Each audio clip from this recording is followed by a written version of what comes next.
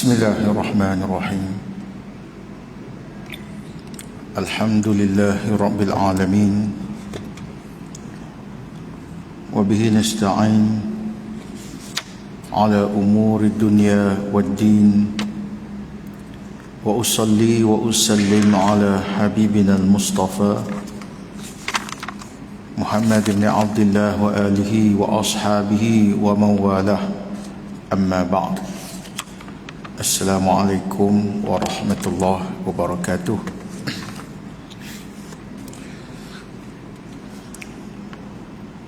Tuan-tuan dan puan-puan yang dirahmati Allah Subhanahu wa ta'ala, kita bersyukur kehadrat Allah Ta'ala pada malam ni kita diberi lagi kelapangan untuk menyambung bacaan kitab Mukhtasar Riyadhis Salihin.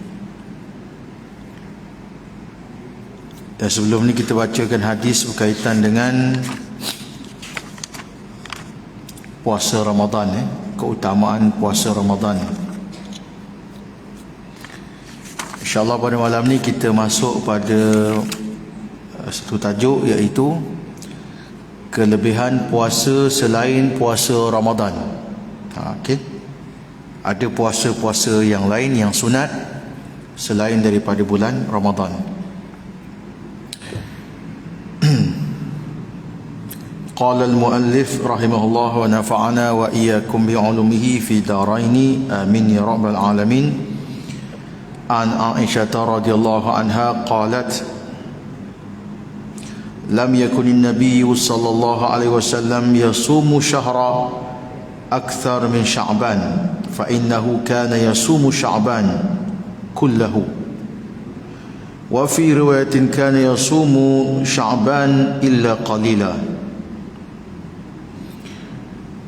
Hadis riwayat Imam Al-Bukhari dan Muslim. Hadis sahih. Daripada Aisyah radhiyallahu anha, dia menceritakan,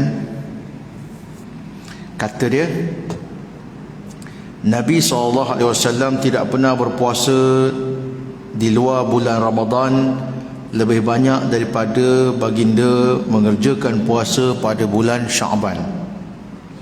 Sesungguhnya beliau berpuasa pada bulan Sya'ban sebulan penuh. Okey, ini satu riwayat. Dan riwayat ini pun memang ada ulasan di kalangan para ulama yang mengatakan banyak pada bulan Sya'ban itu maknanya bukan sebulan penuh. Itu memang ada pandangan ulama yang mengatakan demikian. Kenapa? Kerana terdapat riwayat yang lain, ya, yang disebutkan dalam hadis, yang disebutkan juga oleh Imam An-Nawawi, iaitu maksud dia baginda berpuasa pada bulan Sya'ban kecuali hanya sedikit hari saja tidak berpuasa padanya. Kana yasumu Sya'ban illa qalila. Maknanya baginda banyak berpuasa pada bulan Sya'ban tapi tidak sampai sebulan penuh. Ya, seperti riwayat yang tadi. Maknanya sedikit saja hari yang baginda tidak berpuasa pada bulan Sya'ban, banyak hari baginda berpuasa. Dan berpuasa penuh itu adalah pada bulan Ramadan. Baik, itu bagi sesiapa yang nak berpuasa, insya-Allah bulan Sya'ban tahun depan, kalau umur kita panjang, sebelum masuk Ramadan tahun depan, maknanya bulan Sya'ban tu kita, kalau kita nak amalkan sunnah ini, perbanyakkan berpuasa pada bulan Sya'ban, ya. Baik. Kemudian satu riwayat daripada Imam Muslim, an Abi Hurairah radhiyallahu an qala anna Rasulullah sallallahu alaihi wasallam yaqul afdalus siyam ba'da Ramadan Syahrul Muharram wa afdalus salah ba'dal fariḍah salatul lail. Rawahu Muslim. Abu Hurairah radhiyallahu anhu meriwayatkan bahawa Rasulullah sallallahu alaihi wasallam bersabda, puasa yang paling afdal, yang paling utama selepas bulan Ramadan adalah berpuasa pada bulan Muharram. bulan Muharram. Dan solat yang paling utama selepas solat fardu adalah qiyamul lail, iaitu solat malam, ya, solatul lail. Jadi berpuasa pada bulan Muharram ada kelebihannya di sisi syarak, berdasarkan dalil hadis ni, hadis riwayat Muslim, hadis sahih. Cuma tak ditentukan hari apa. Jadi pada bulan Muharram tu, siapa nak puasa Isnin, Khamis, ataupun 3 hari di pertengahan, Ayyamul Baid, Baid, hari-hari putih dipanggil. Ada pendapat kata 11, 12, 13 Muharram. Ada pendapat yang saya belajar lagi, dia kata 1, 15 dan hari akhir 29 atau 30. Wallahu ta'ala alam. Yang penting memilih hari-hari yang kita sesuai untuk berpuasa. Jadi kalau kita pakai hadis ni, ya, yang mana Nabi SAW menyatakan ada kelebihan berpuasa pada bulan Muharram, maka dia tidaklah membatalkan hadis yang Aisyah radhiyallahu anha berpuasa pada hari Jumaat. Kemudian Nabi SAW menegur Aisyah. Ada hadis yang menyatakan kalau dikhususkan hari Jumaat untuk berpuasa, Nabi SAW tak benarkan. Tetapi kalau kita ambil hadis ini dengan lafaz yang umum, pada mana-mana hari bulan Muharram, termasuk hari Jumaat. Kalau ada orang nak puasa hari Jumaat, ya, dia bukan mengkhususkan aku nak puasa tiap-tiap Jumaat, bukan. Dia ambil puasa hari Jumaat sebab apa? Sebab adanya kelebihan puasa pada bulan Muharram. Jadi dia puasa. Itu satu pendapat. Satu lagi pendapat kata bulan Muharram itu bukan suka-suka hati kita nak pilih mana-mana hari. Tetapi yang dikatakan afdal puasa pada bulan Muharram adalah pada hari Ashura, Tasu'a, hari 9, 10 atau 11. Ya. Jadi itu saja yang afdal, hari lain tak ada. Wallahu ta'ala alam. Saya lebih suka secara umumnya berpuasalah bila-bila hari yang kita mampu. Siapa nak puasa Isnin Khamis pada bulan Muharram, puasa. Siapa nak puasa hanya 9, 10, 11, silakan. Siapa yang tiba hari Jumaat dia rasa nak puasa, puasa. Kerana larangan dalam hadis Aisyah radhiyallahu anha bukanlah larangan yang tegas membawa kepada hukum haram. Ya. Dia makruh kalau kita sengaja pilih Jumaat saja. Tiap-tiap Jumaat nak puasa, tiap-tiap Jumaat nak puasa. Yang itu ada fihi kalam, ada pandangan, ada perbahasan di kalangan ulama tentang itu. Tapi kalau dia bukan dia sengaja nak pilih tiap-tiap Jumaat puasa, kebetulan bulan Muharram, ya, hari Khamis malam dia rasa esok nak puasalah, ya, bukan kerana sebab-sebab menganggap hari Jumaat itu afdal, tak. Dia nak puasa, silakan. Benda ni memang ada pandangan ulama yang membolehkan. Okey. Dan tak terkecuali juga yang saya sebut tadi. Hadis ini tidak menyebut hari apa, tetapi ada ulama yang mengitlaqkan hadis ini, dia jamak dengan hadis, dia kumpulkan dengan hadis kelebihan hari Ashura. Ya, jadi dia kata itu je hari yang afdal, yang lain tak ada. Yang itu juga pandangan yang saya kira agak bukan sempit, dia agak kita panggil memutlakkan hari tertentu sahaja, ya, sedangkan Nabi SAW menyebut lafaz hadis ni umum. Okey, itu tentang puasa. Tapi hadis ini juga menyebut tentang wa afdalus salah ba'dal faridah salatul lail. Kelebihan berpuasa pada bulan Muharram seperti mana juga kelebihan solat sunat malam. Siapa yang bangun malam qiyamul lail atau tahajud, itu juga adalah solat yang paling afdal selepas solat fardu. Macam itulah juga berpuasa pada bulan Muharram, terutamanya hari Ashura tu adalah hari puasa yang afdal selepas puasa Ramadan. Wallahu a'lam. Sebab itu tuan-tuan, tuan-tuan lihat pandangan mazhab Maliki. Mereka Imam Malik bin Anas ni, dia tidak melihat afdalnya puasa bulan Syawal. Tuan-tuan dah puasa bulan Syawal dah cukup dah 6 hari, puasa 6. Di sisi jumhur ulama memang kita menerima hadis man shoma Ramadan thumma atba'ahu sittan min Syawal kana kasiyami dahr. Siapa yang puasa sebulan Ramadan kemudian diikuti tu maknanya ditambah. Faham? Ramadan cukup sebulan, diikuti maknanya dia tambah 6 hari bulan Syawal.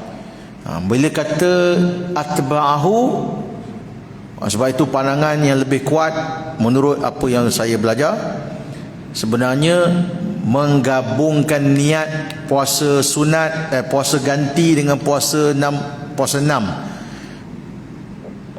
tidak digalakkan lah. Walaupun boleh, tetapi sebenarnya kalau kita nak dapat yang kata kana kasiyami dahr, adalah dia tu macam berpuasa setahun.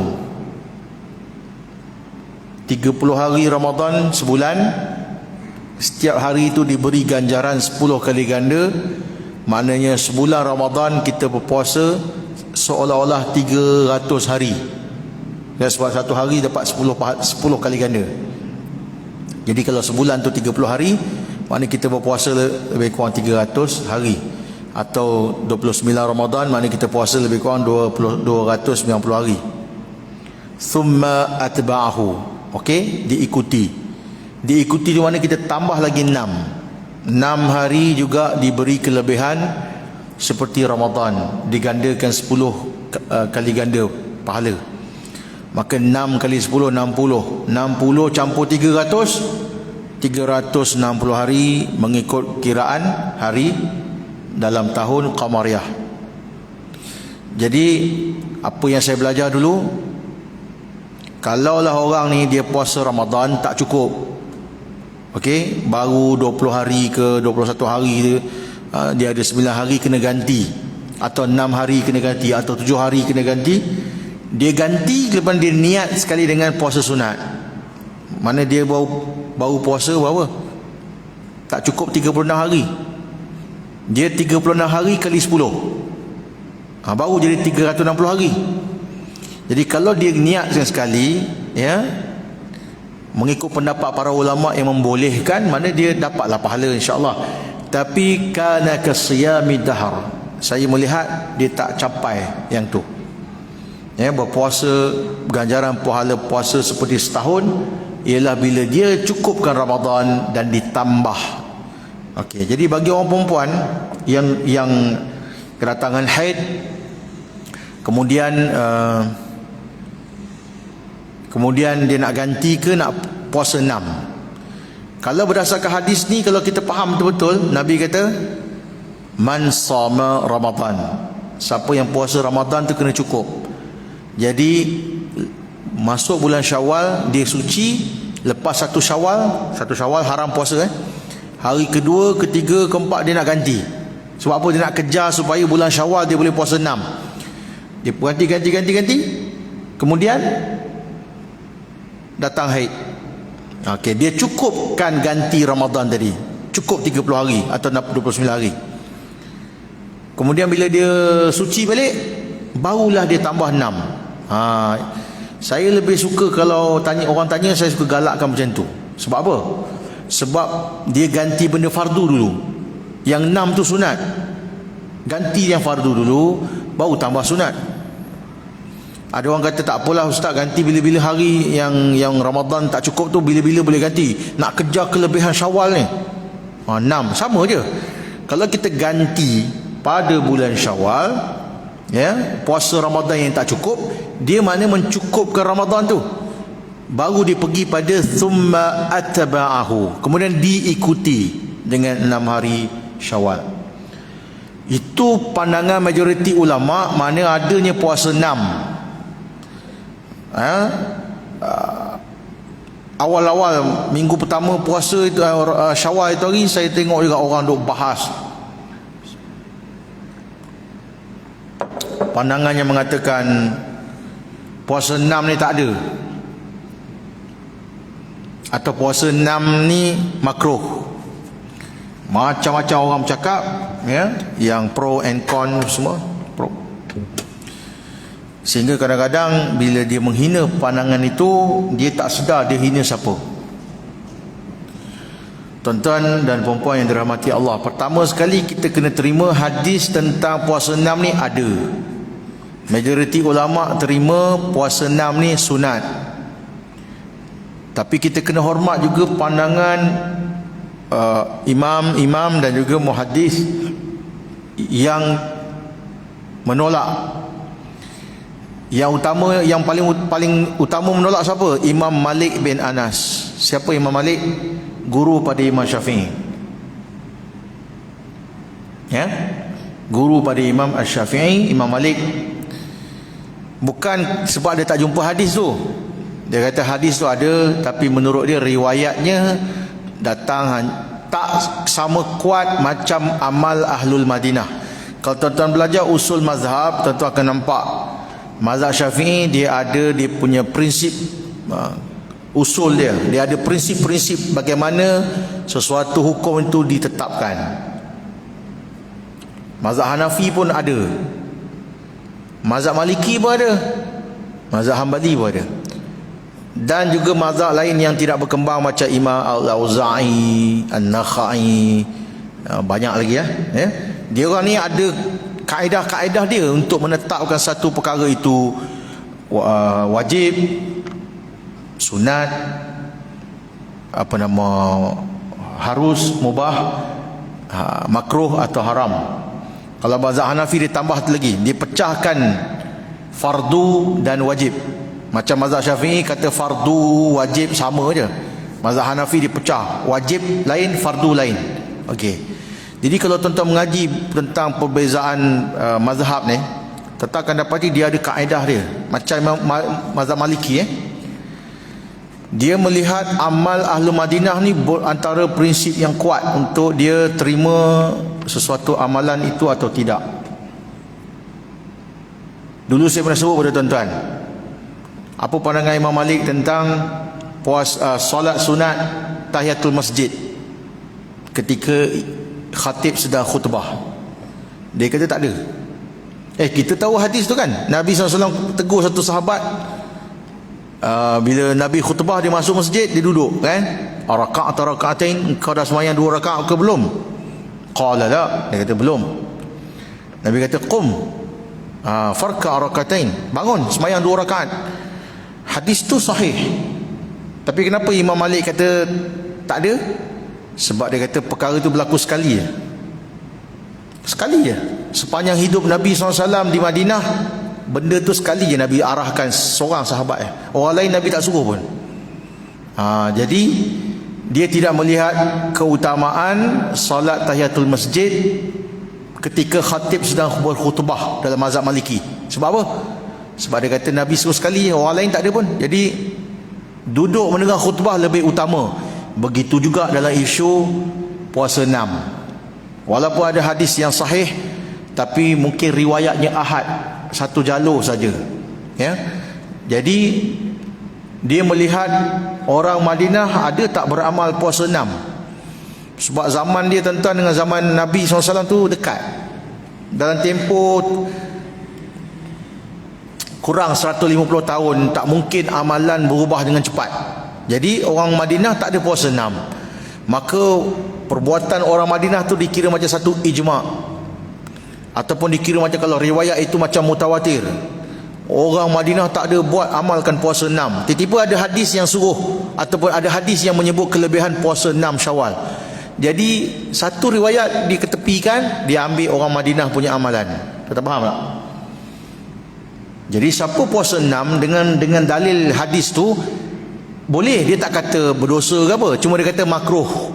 Tu pandangan mazhab Maliki. Jadi bila timbul satu isu fiqh, isu hukum ni kan, dibahaskan sesama asatizah di kalangan orang berilmu, tak apa. Tapi saya dah tengok bila benda ni dia membawa sampai kepada orang-orang awam, ya, isunya mungkin sebab bila zaman sekarang ni tuan-tuan, ceramah memang macam ni lah, masuk dalam internet kan, online, ya, walaupun coba kat masjid, kuliahnya di masjid, dia buat live, orang dengar. Yang dalam masjid ni okey, mungkin faham. Yang kat luar tu mungkin dia dengar sambil tak tahulah, sambil buat apa, sambil buat kerja lain ke kan, dia tak fokus, ya. Bayangkanlah kita kedua rumah pasang internet tengok, mungkin ada orang fokus, tapi mungkin ada orang dia sambil apa ustaz ni cakap. Kemudian jadi apa, perdebatan atau perbahasan yang apatah lagi kalau video tu dikerat pendek pula. Ustaz ni kata apa? Makruh tau puasa 6. Dia ambil yang tu. Tanpa dia mendengar keseluruhan daripada mana pendapat itu diambil dan apa hujah dia. Jadi akhirnya menjadi perdebatan. Saya tengok orang duk, saya tahu lah tuan-tuan mungkin tuan-tuan tak ikuti, tapi saya tengok orang dalam Facebook ada mula-mula tu, dalam minggu pertama tu timbul benda ni. Kata apa masalahnya? Ya, memang ada pandangan yang kata makruh. Jadi bukan dia halang orang puasa. Cuma dia kata dalam mazhab Maliki tidak afdal, makruh. Tetapi ulama mazhab Maliki yang kemudian seperti Ibnu Abdul Bar dikenali sebagai, kalau mazhab Syafi'i dia macam Imam Nawawi, ya.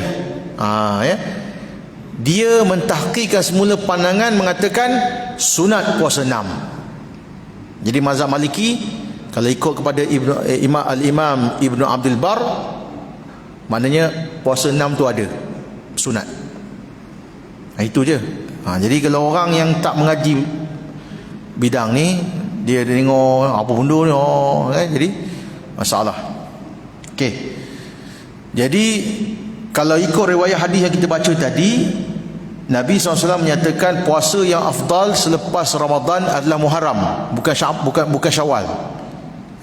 Tapi kelebihan Syawal tu ialah bila kita tambah 6 hari, dia diberi campur dengan sebulan Ramadan, kana kasiyami dahr, seolah-olah dia berpuasa setahun. Baik, kita lihat pula hadis berikutnya. An Abi Qatadah radhiyallahu an qala su'ila Rasulullah sallallahu alaihi wasallam an saumi yaumi Arafah qala yukaffiru sanah al-madiyah wal baqiyah. Hadis riwayat Muslim.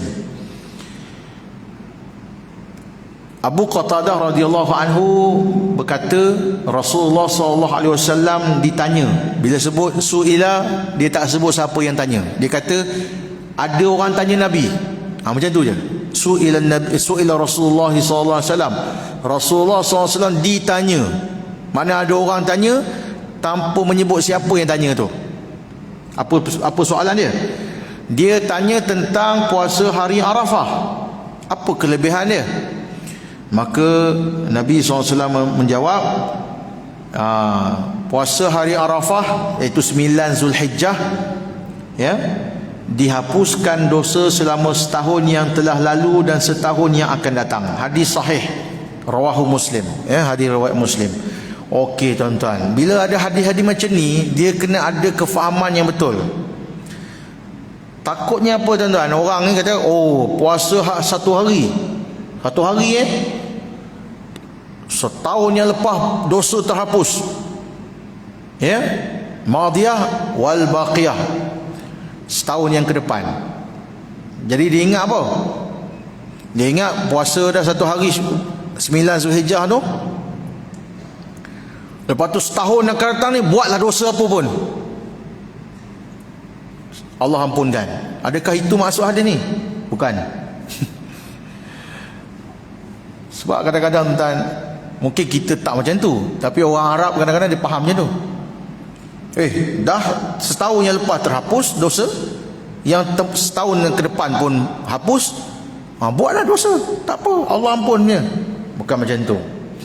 Maknanya siapa yang berpuasa dengan tulus ikhlas, mencari keredaan dan keampunan Allah Subhanahu wa taala, maka Allah letak dalam hatinya apa? Perasaan takwa. Dia akan hindari perkara dosa dan maksiat. Selama setahun akan datang, Allah pelihara dia. Kalau betul-betul dia puasa tu, betul-betul nak jaga diri daripada dosa, maka setahun tu Allah jaga dia. Kalau dia ada buat dosa pun, Allah jadikan dia cepat bertaubat, tidak menangguh-nangguh taubat. Jadi Allah pelihara dia daripada dosa dia selama setahun ke depan. Yang setahun lepas tu macam mana? Yang setahun lepas tu diampunkan baginya dosa-dosa kecil. Dosa besar dia wajib bertaubat juga. Dosa yang berkaitan dengan manusia, dia wajib istihlal. Contoh takkanlah tuan-tuan kita curi duit orang, tipu orang, apa semua, ambil duit orang, tipu apa semua. Kesalahan kita dengan orang, kita fitnah orang. Lepas tu ni nak masuk hari Arafah ni, 9 Zulhijjah. Lepas tu puasa tu petang tu maghrib buka puasa, bismillah buka puasa, makan kurma. Oh, habis dah, selesai dosa aku. Bukan macam tu bos. Macam tu aku pun nak.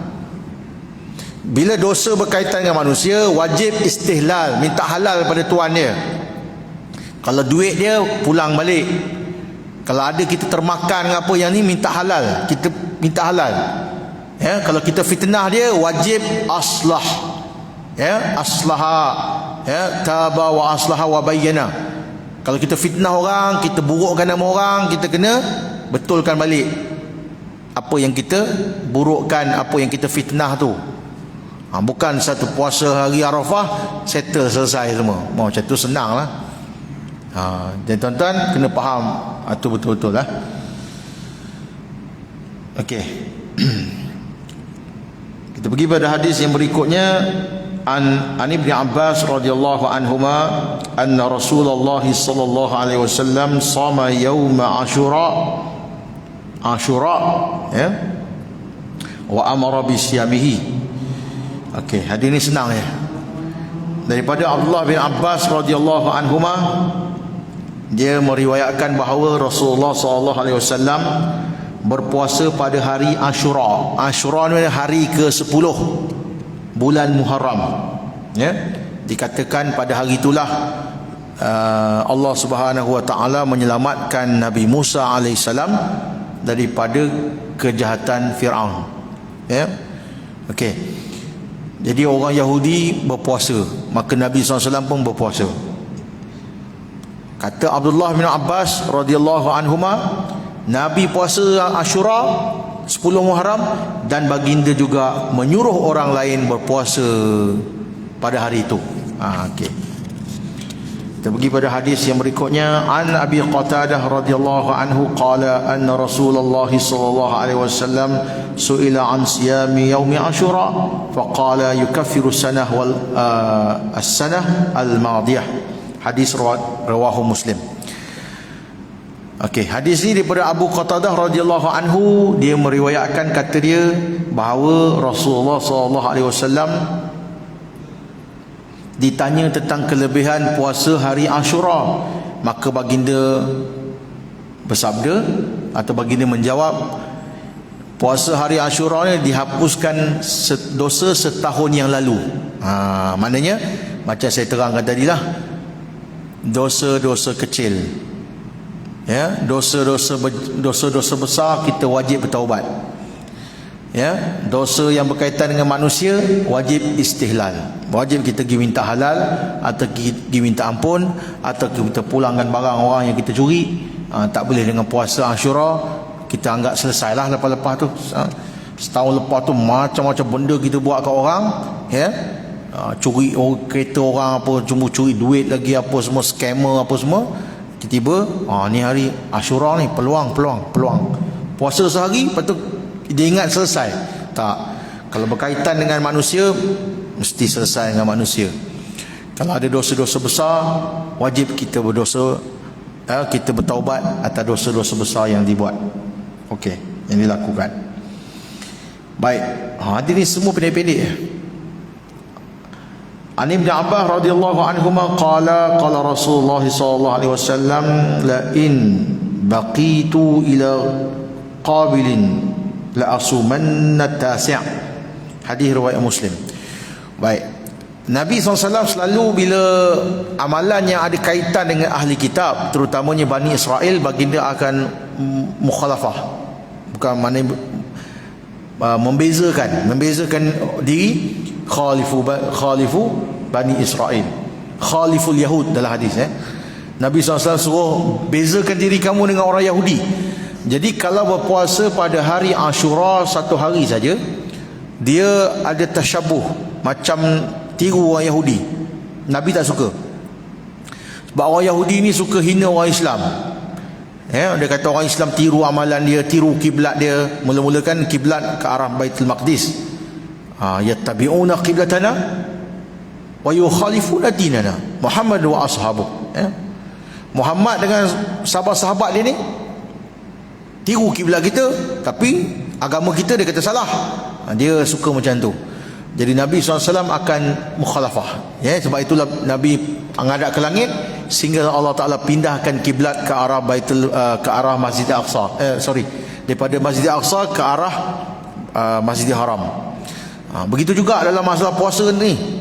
Kata Nabi SAW dalam riwayat Ibn Abbas, kalaulah masih berbaki umurku pada tahun depan, sudah pastilah aku akan berpuasa pada 9 Muharram. Maknanya Nabi tak nak puasa 10 saja, 10 Muharram je.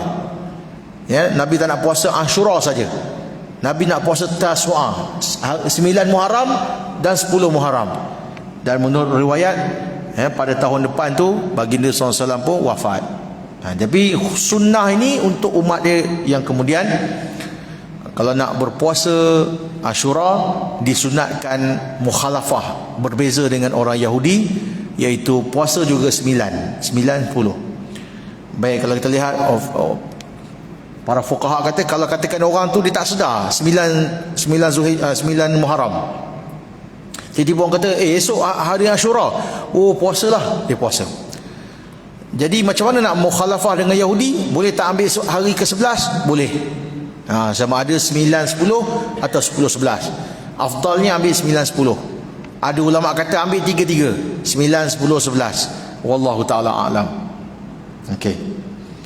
Hadis berikutnya an Abi Ayyub radhiyallahu an qala anna Rasulullah sallallahu alaihi wasallam قال من صام رمضان ثم أتبعه ستا من شوال كان كصيام دهر رواه مسلم. Ini hadis yang saya sebut tadi. Sesiapa yang, ini hadis riwayat Abu Ayyub Al-Ansari radhiyallahu an, Rasulullah sallallahu alaihi wasallam bersabda, siapa yang puasa sebulan Ramadan kemudian diikuti, atba'ahu, diikuti, mana dia tambah 6 hari pada bulan Syawal, kana kasiyami tahar, seolah-olah dia berpuasa sepanjang tahun. Yang ini pun saya dah terangkan tadi, tak perlu huraian tak perlu huraian panjang lagi. Baik, kita lihat pada hadis berikutnya an Abi Qatadah radhiyallahu an anna Rasulullah sallallahu alaihi wasallam su'ila an shaumi yaumil itsnin qala dzalika yaumu wulidtu fihi wa yaumu bu'ithtu aw unzila alayya fihi rawahu Muslim. Menurut Abu Qatadah radhiyallahu anhu,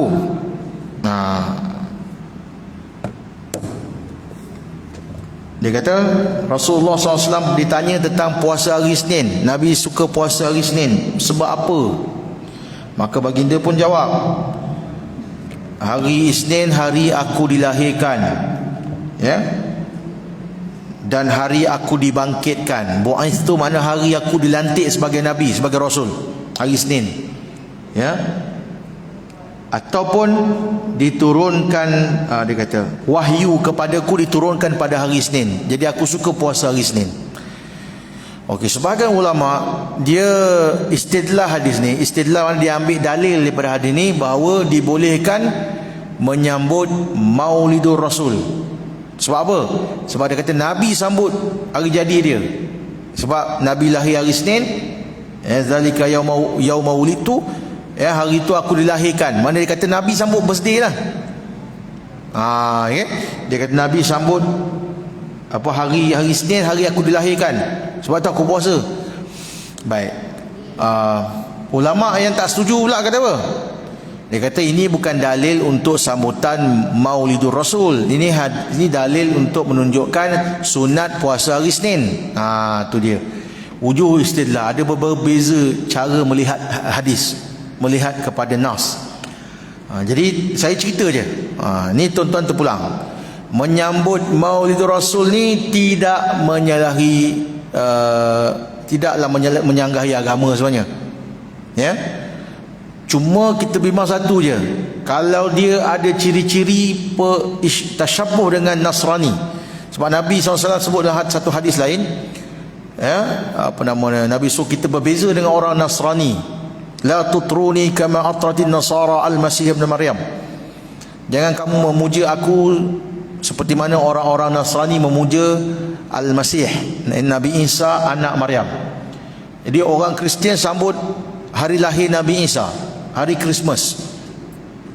Jadi kita bimbang orang Islam sambut hari jadi Nabi Muhammad SAW menyerupai Nasrani. Sebab tu ulama yang larang tu dia hujah dia macam tu.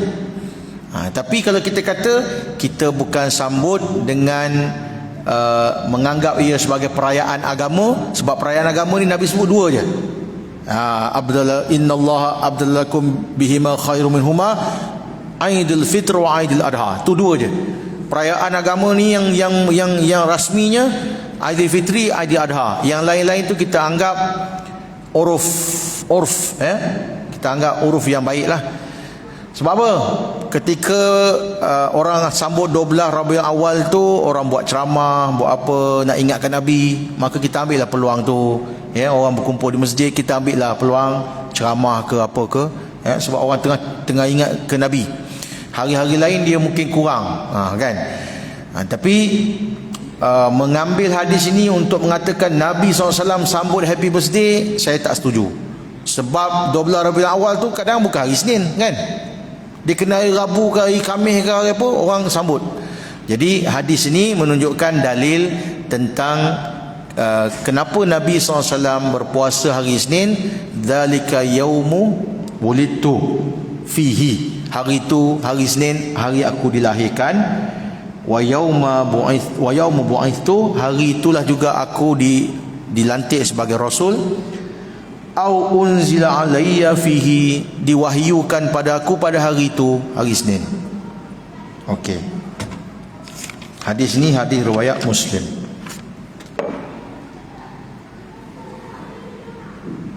Dah masuk waktu 2 minit. Okey. Hadis berikutnya, tu'radul amal Yaumul Itsnin wal Khamis zada fi Tirmizi fa uhibbu an yu'rada amali wa ana shaim. Hadis riwayat Muslim. Yang ni pula hadis menyebut tentang kelebihan puasa Isnin dan Khamis. Kata Nabi SAW dalam hadis riwayat Abu Hurairah, amalan itu dibentangkan pada hari Isnin dan Khamis. Maka dalam riwayat Imam At-Tirmizi katanya, aku suka ketika amalan itu dibentang dalam keadaan aku berpuasa. Jadi Isnin Khamis adalah hari yang disunatkan berpuasa sunat. Wallahu ta'ala a'lam. Itu saja tuan-tuan, insyaAllah sekadar itu saja. Malam ni kalau ada sumbangan kutipan yang dimasukkan ke tabung fi sabilillah, kita akan agihkan kepada golongan asnaf yang terjejas pendapatan. Mudah-mudahan Allah Ta'ala memberkati dan memurahkan rezeki kita bersama. Wallahu ta'ala a'lam. Assalamualaikum warahmatullahi wabarakatuh.